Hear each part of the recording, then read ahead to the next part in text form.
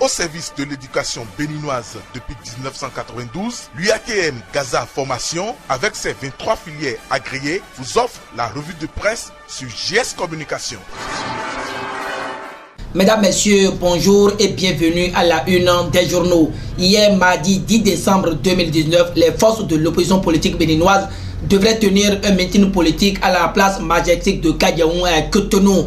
Mais grande a été leur surprise, car le Nouvel Observateur signale que tout de 14h40 où les organisateurs sont venus mettre le matériel devant servi pour la sonorisation de cette cérémonie en place pour constater la fermeture des lieux. Que s'est-il passé, s'interroge le confrère. À ce questionnement, nul ne pouvait répondre. Pourtant, selon les révélations de l'auteur de l'article, le personnel de cette place serait enfermé à l'intérieur des lieux à la demande d'ouvrir. Ils estiment qu'ils ne peuvent pas le faire. Et pour quelles raisons possibles de la dire. Résultat, le meeting de l'opposition a été bloqué, confie le Nouvel Observateur. Avant de se demander si nous passons d'état de droit à la dictature, la résistance s'est exprimée malgré tout, évoque Matin Libre. De son côté, la dépêche titre que malgré les manœuvres de sabotage de sa sortie médiatique, la résistance met en alerte la majorité silencieuse. Le confrère donne l'étude de l'intégralité du communiqué en page 12. Déçu que l'opposition soit une fois de plus empêché de tenir un meeting politique, l'Écho trouve qu'on est en train de paralyser la démocratie béninoise. De toute façon, le magazine révèle que debout en face de Majestic, les forces de la résistance ont livré leur message. Occasion pour Léon Basile Rossi de notifier que la résistance ne se laissera pas conduire à l'abattoir. Selon Guy Tokpe, la détermination de l'opposition n'a pas été atteinte et la lutte continue. Pour Jules Lodjou, voilà la manière dont le pays est géré. Il y a seulement une classe qui doit pouvoir s'exprimer. Les autres non, a-t-il poursuivi et rapporté par l'Écho. Pendant que certains journaux dévoilent la situation qui a prévalu hier à la rentrée politique de l'opposition à Cotonou, d'autres se prononcent sur la gestion d'une partie du personnel enseignant. Le Télégramme en fait partie et clarifie que le gouvernement lance la sélection d'un cabinet de gestion des ressources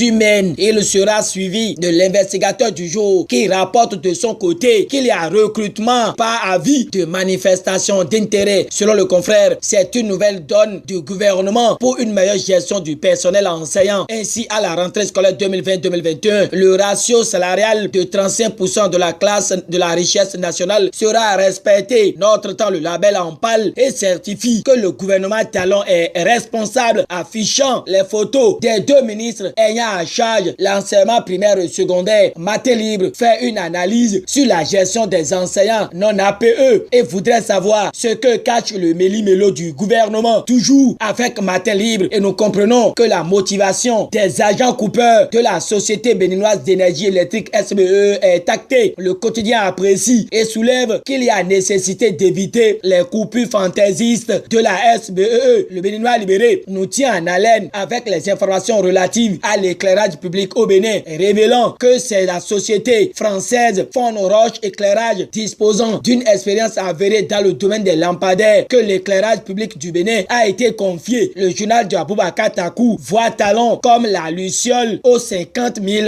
lampadaires. L'autre actualité dans cette revue de presse s'oriente vers la construction et la modernisation des marchés au Bénin. Selon La Nation, les 9 sites sont remis hier à l'entreprise chargée des travaux. Le potentiel ajoute que c'est l'acte qui annonce des espaces marchands modernes à Kadiaoun, Tokplegbe, Midombo, PK3 et autres qui seront en chantier dès janvier 2020. Renchérit le journal de Adrien Atikpato, s'invitant dans le débat. Le Soleil Levant répand que les 9 marins du navire Bonita enlevés le 2 novembre dernier sont libérés. Avec Africa Reporter, abordons le vernissage de Cotonou, séduit par la profondeur spirituelle des œuvres de Sika, très impressionnante. Le journal de Patrice Bagdi n'y voit qu'une exposition en toute liberté et dans toute sa splendeur. Après 123 ans de célébration de Glehouéhoué, Africa Reporter pense qu'il faut une nouvelle approche et donner plus de chance à Ouida. Consommation de la chicha à l'université de Parakou. Matin Libre nous apprend qu'une thèse de doctorat analyse le phénomène. Que valent encore les pratiques culturelles et cultuelles? S'interroge le potentiel quand on sait que les revenants sont tabassés avec un tofa multicolore et autres pratiques au Bénin. La page 2 du journal Le le potentiel livre une analyse sur les pratiques culturelles et culturelles dans notre pays. Mesdames, messieurs, avec ce qui se passe aujourd'hui dans le domaine culturel,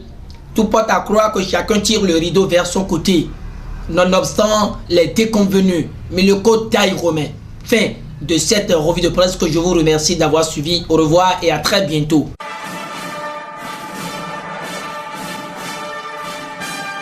C'était la revue de presse en fait par l'UATM Gaza Formation sur GS Communication.